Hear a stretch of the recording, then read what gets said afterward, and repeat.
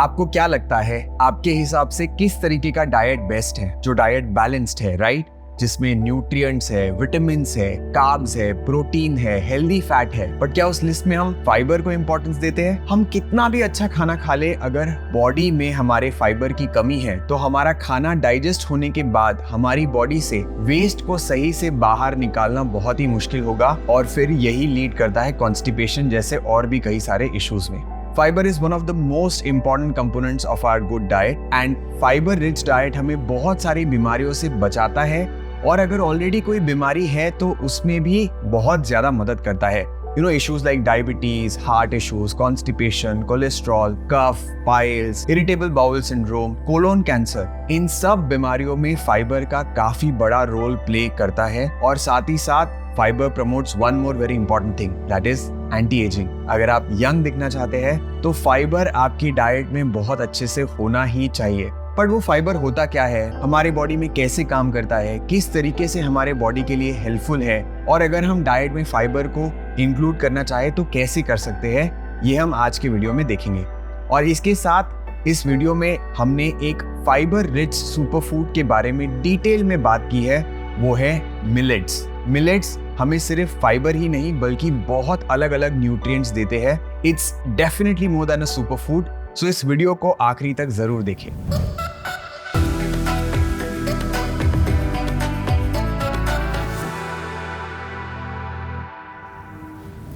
पहले जल्दी से समझ लेते हैं कि ये फाइबर होता क्या है। फाइबर को हिंदी में रेशा कहते हैं। इसे आप ऐसे इमेजिन कर सकते हो, जो बनाना का अगर आप छिलका निकाल दे उसके बाद जो वाइट ऐसे धागे जैसा कुछ दिखता है, या आम की गुठली में वो जो रेशा जैसा दिखता है, जो धागे जैसा दिखता है, वही एक तरीके का फाइबर है। तो फाइबर एक तरीके का कार्बोहाइड्रेट है। नॉर्मली जब हम खाना खाते हैं हमारे डाइजेस्टिव सिस्टम में उस खाने को ब्रेक डाउन करके डाइजेस्ट किया जाता है, and then we get nutrients and energy from our food. But fibre के बारे में एक इंटरेस्टिंग बात यह है कि वो बॉडी में डाइजेस्ट और एब्जॉर्ब होता ही नहीं है। वो एक ऐसा इंग्रेडिएंट है जो हमारे डाइजेस्टिव ट्रैक्ट से स्मूथली पास हो जाता है। उसका काम ही यही है कि बॉडी के टॉक्सिन्स और वेस्ट को सही से बॉडी के बाहर ले जाए, और वो हमारे खाने में स्ट्रक्चर और बल्क को ऐड करता है। ऑफ कोर्स वो स्मूथ डाइजेस्टिव ट्रैक्ट से पास होना ये भी एक इंपॉर्टेंट फैक्टर तो है ही। इसलिए अगर हमारे बॉडी में इनफ फाइबर नहीं है तो हमें सबसे पहला इशू होता है, वो है कॉन्स्टिपेशन। फाइबर के बिना हमारी बॉडी में प्रॉपर क्लीनिंग नहीं हो सकती। इसीलिए अगर आप देखेंगे कि अगर कोई डिटॉक्स डाइट के बारे में बात होती है तो उसमें फाइबर का इंटेक बढ़ाने के लिए कहा जाता है। आइडियली जो फाइबर का डेली इंटेक है वो होना चाहिए 20 से 30 ग्राम महिलाओं के लिए और 30 से 35 gram for main. But commonly सब लोग ऑन एन एवरेज 10 से 15 ग्राम ही फाइबर को कंज्यूम करते हैं। तो फाइबर दो तरीके के होते हैं, soluble fibre, insoluble fibre. Soluble fibre मतलब क्या, जो पानी में डिसॉल्व हो जाते हैं और एक जेल लाइक सब्सटेंस बनाते हैं हमारे कोलोन में। Food rich in this type of fibre includes oatmeal, legumes, fruits and vegetables. Now there are insoluble fibres that do not dissolve in water, जो पानी में मिक्स नहीं होते हैं और वो वैसे के वैसे ही रहते हैं। This fibre mainly helps with relieving constipation. और ऐसे कौन से फूड है जिसमें ये फाइबर ज्यादा होता है? Whole grains, skin of fruits, leafy vegetables, nuts and seeds. चलो अब ये देखते हैं कि बॉडी में इनफ फाइबर होने के क्या क्या बेनिफिट्स है। तो सबसे पहला बेनिफिट है स्मूथ डाइजेशन। फाइबर हमारे खाने में स्ट्रक्चर और बल्क तो ऐड करता ही है, जिससे हमारे खाना इजीली डाइजेस्टिव ट्रैक्ट से फ्लो होता है, बट इसके साथ साथ एक फाइबर रिच डाइट हमारे गट के एनवायरनमेंट को भी हेल्दी रखता है। अगर आप ज्यादा तरीके के फाइबरस फूड खाएंगे तो अलग अलग टाइप के डाइवर्स एंड बेनिफिशियल बैक्टीरिया आपके गट में और अच्छे से प्रोड्यूस होंगे। जब फाइबर हमारे डाइजेस्टिव ट्रैक्ट में होता है, it undergoes fermentation and helps in generating more beneficial bacteria, जिन्हें प्रोबायोटिक्स यानी गुड बैक्टीरिया कहा जाता है। और जितना हेल्दी हमारा गट एनवायरनमेंट होगा उतना हमारा डाइजेस्टिव एबिलिटी स्ट्रांग होगी और उतनी ही अच्छी हमारी इम्यूनिटी भी होगी। Point number 2, it will relieve constipation, या कॉन्स्टिपेशन नहीं होने देगा। फाइबर बॉडी में ल्यूब्रिकेशन और क्लीनिंग का काम करता है। इससे हमारे बॉडी से स्टूल जो है वो स्मूथली पास हो जाता है। और अगर हम इनफ फाइबर कंज्यूम नहीं करते तो हमने जो फूड कंज्यूम किया है वो कोलोन में अटक सकता है, और अगर कॉन्स्टिपेशन रिलीव होगा तो उससे होने वाले जो अलग अलग प्रॉब्लम्स है, जैसे पाइल्स है, कोलोन कैंसर है, वो सब नहीं होगा। और डेफिनेटली अगर हम सुबह उठते और हमारा पेट अगर अच्छे से साफ हो जाता है तो दिन की शुरुआत भी अच्छी होती है और मन भी ठीक रहता है, because our mind and gut are also very very strongly connected. If we do not cleanse our gut properly in the morning, हमारा दिन ऐसे कुछ तो ऐसे लगता है ना कि अच्छा नहीं शुरुआत हुआ. So it's very important to have fibre and have our excretion mechanism working properly for us. Point number 3, it helps in balancing blood sugar and also lowers the chances of type 2 diabetes. Diabetes में तो fibre बहुत ही required है.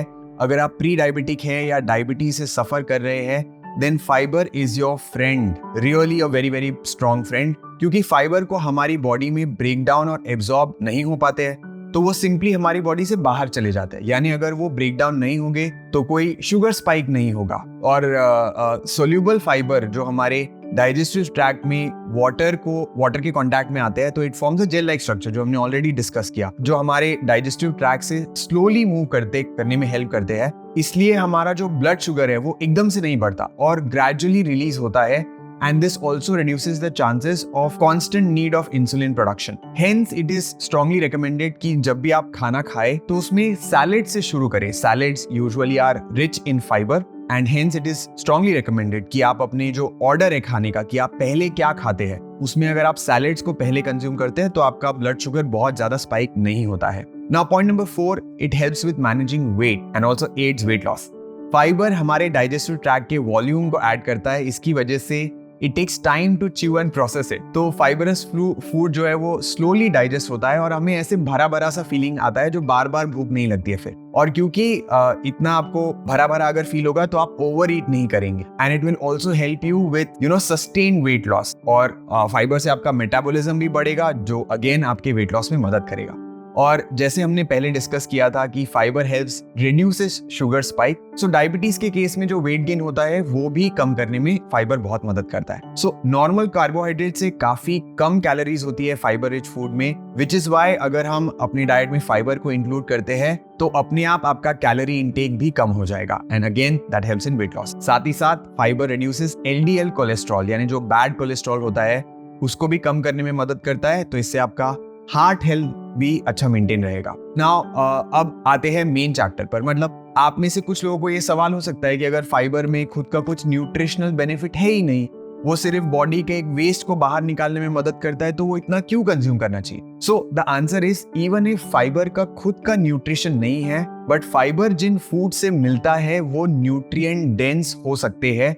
इसलिए हमेशा fibre को एक balance diet का part बनाना चाहिए, ताकि फाइबर की नीड भी पूरी हो जाए और हमें बाकी न्यूट्रिएंट्स भी अच्छे से मिले. तो ऑफ कोर्स ये बहुत जरूरी है कि हम सिर्फ फाइबर रिच फूड ही खाएं और बाकी न्यूट्रिएंट्स को इग्नोर करें, ये भी सही बात नहीं होगी.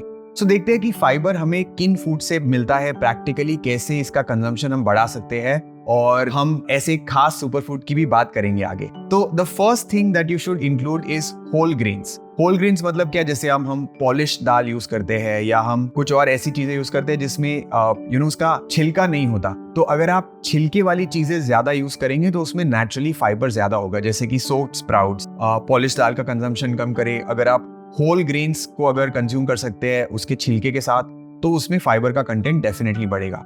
Fruits is a definite source of fibre. उसमें बहुत ज्यादा फाइबर होता है, और स्पेशली अगर आप कोई ऐसे फ्रूट्स है जिनका छिलका खा सकते हैं, अगेन जैसे मतलब सेब हो गया, चीकू हो गया, इनके हम बहुत बार छिलके निकाल देते हैं, तो आप छिलके के साथ कंज्यूम करें. 2 फ्रूट्स खाएं दिन में, जो सीजनल है, जो लोकल है. ओरिजिनली अगर आपको आराम से आसपास मिल सकते हैं तो वो थोड़े इकोनॉमिकल भी होंगे और उनमें न्यूट्रिएंट वैल्यू भी ज्यादा होगी. जैसे आम खा सकते हैं, जामुन खा सकते हैं, पोमोग्रेनेट खा सकते हैं, जो भी आपके सीजन के हिसाब से आप चूज कर सकते हो. और इसके साथ साथ आप नट्स एंड सीड्स भी डेफिनेटली ऐड करें, वो भी बहुत ही अच्छा सोर्स होता है फाइबर का और हेल्दी फैट्स का भी. Third comes vegetable. कोई डाउट ही नहीं है इसमें.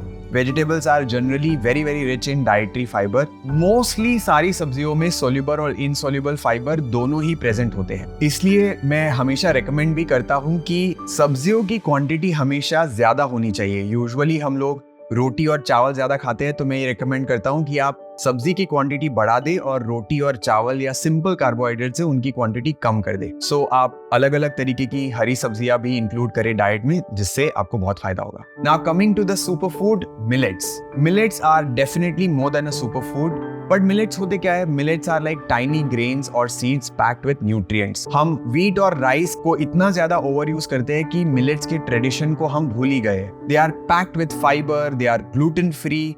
अगर आप हेल्दी फूड खाते हो तो चांसेस है कि किनोआ आपके डाइट में होगा। स्पेशली अगर आपने सुना होगा ज्वार और बाजरा के बारे में, वो भी एक मिलेट का टाइप है।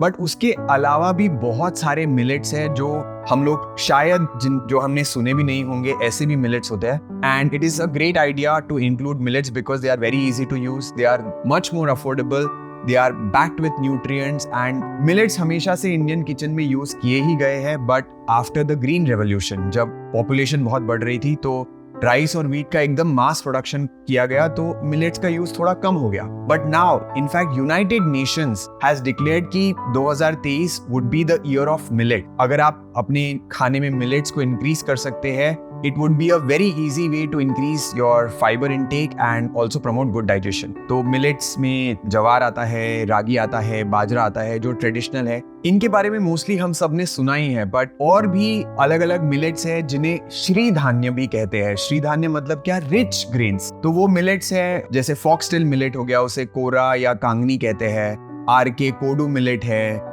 और समा नाम का भी मिलेट होता है, छेना भी होता है। बहुत अलग अलग टाइप के मिलेट होते हैं। Now it is important that you can have multiple varieties, तो आप अलग अलग टाइप के खा सकते हैं। डायबिटीज में भी न्यूट्रिशनिस्ट यूजुअली सजेस्ट करते हैं कि भाई गेहूं चावल की जगह पे ज्वार, बाजरा, रागी इन सब को यूज करें, उसमें फाइबर का कंटेंट ज्यादा होता है। ज्यादा कुछ नहीं करना है आपको, आप सिंपल सा स्विच कर सकते हैं, धीरे धीरे मिलेट्स को अपनी डाइट में इंक्लूड कर सकते हैं। जैसे रादर देन यूजिंग गेहूं, तो आप हफ्ते में जैसे मतलब 7 दिन में से 3 दिन आप गेहूं खाए, फिर 3 दिन आप मिलेट खाए, ऐसे धीरे धीरे शिफ्ट कर सकते हैं। आप सुबह अगर पोहा बनाते हैं, उपमा बनाते हैं, उसमें भी आप मिलेट्स का इस्तेमाल कर सकते हैं।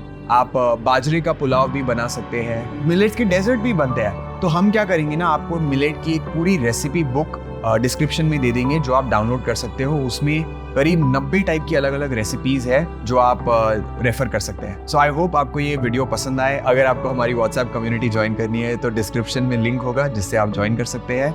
और आपको अगर ये वीडियो अच्छा लगा तो आप ये वीडियो को जरूर देखिए।